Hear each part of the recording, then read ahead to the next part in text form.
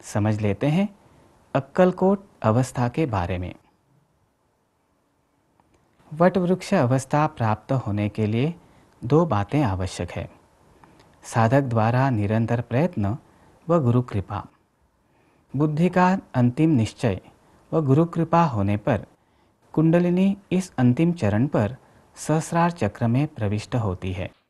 इसे अक्कलकोट कहते हैं।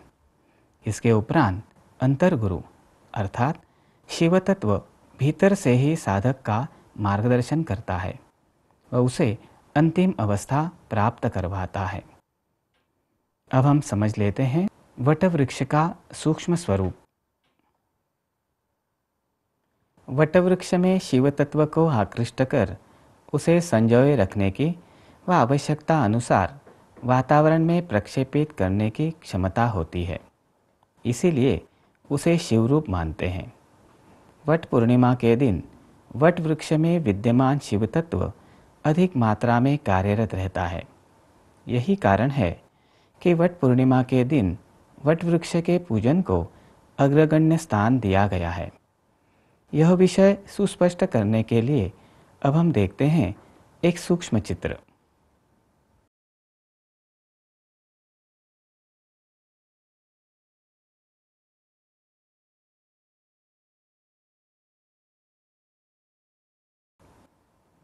हम देख रहे हैं शिव तत्व से संचारित वटवृक्ष।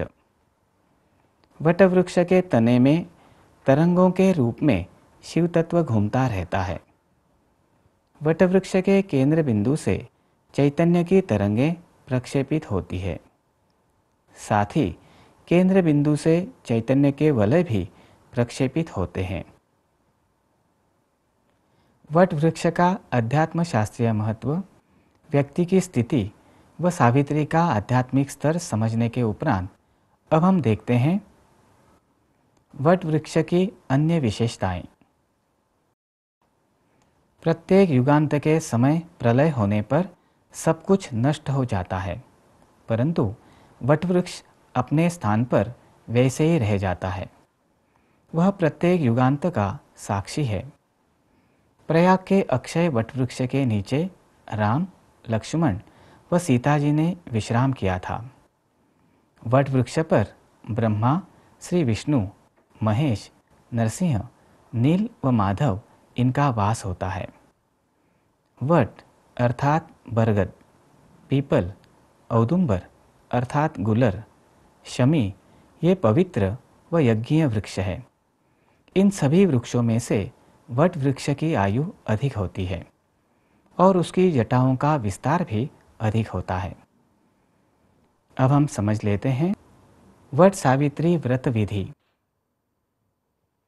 यह व्रत सुहागिन द्वारा सौभाग्य की वृद्धि के लिए किया जाता है। धर्मशास्त्र के अनुसार ज्येष्ठ शुक्ल त्रयोदशी से ज्येष्ठ पूर्णिमा तक का यह त्रिरात्रि व्रत है। इस व्रत में 3 दिन उपवास रखते हैं।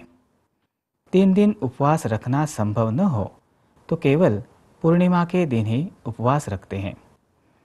निर्णयामृत इत्यादि के अनुसार ज्येष्ठ कृष्ण द्वादशी से 3 दिन का वट सावित्री व्रत प्रारंभ होता है व ज्येष्ठ अमावस्या को समाप्त होता है।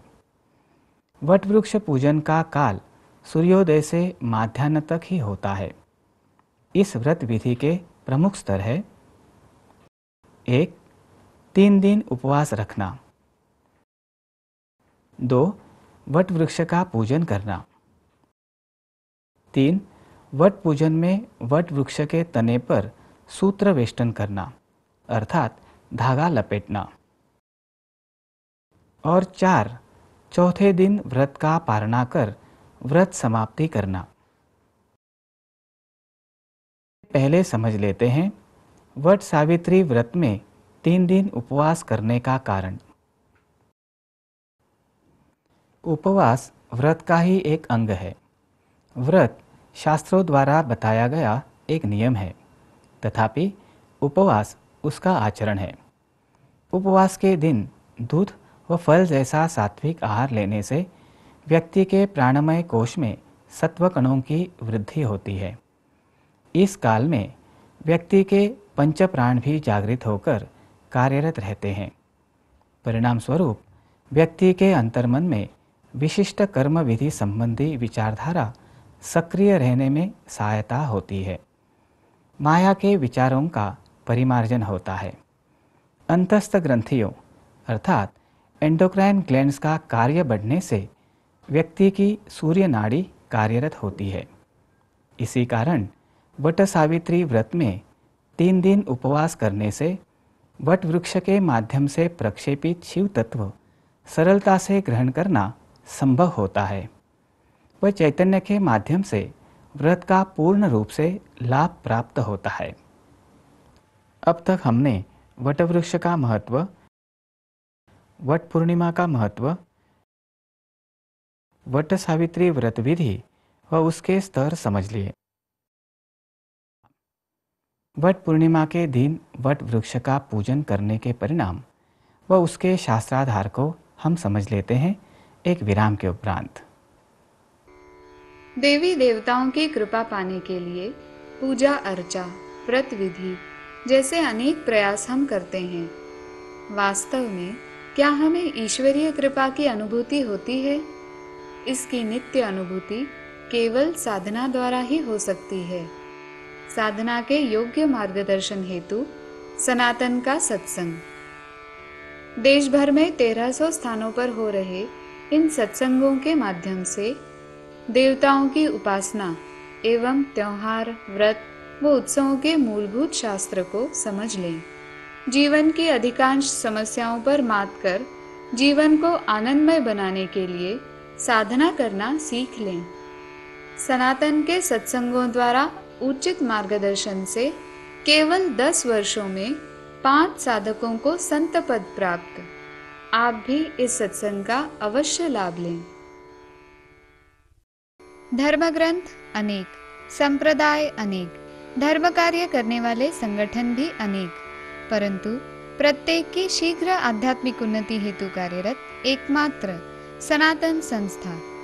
सनातन के मार्गदर्शन अनुसार साधना अर्थात नाम जप समान सरल उपासना मार्ग संबंधी मार्गदर्शन। संकीर्ण सांप्रदायिकता नहीं, बल्कि हिंदू धर्म के व्यापक दृष्टिकोण के अनुसार सीख। जितने व्यक्ति उतनी प्रकृतियां उतने साधना मार्ग। इस तत्व के अनुसार साधना संबंधी मार्गदर्शन।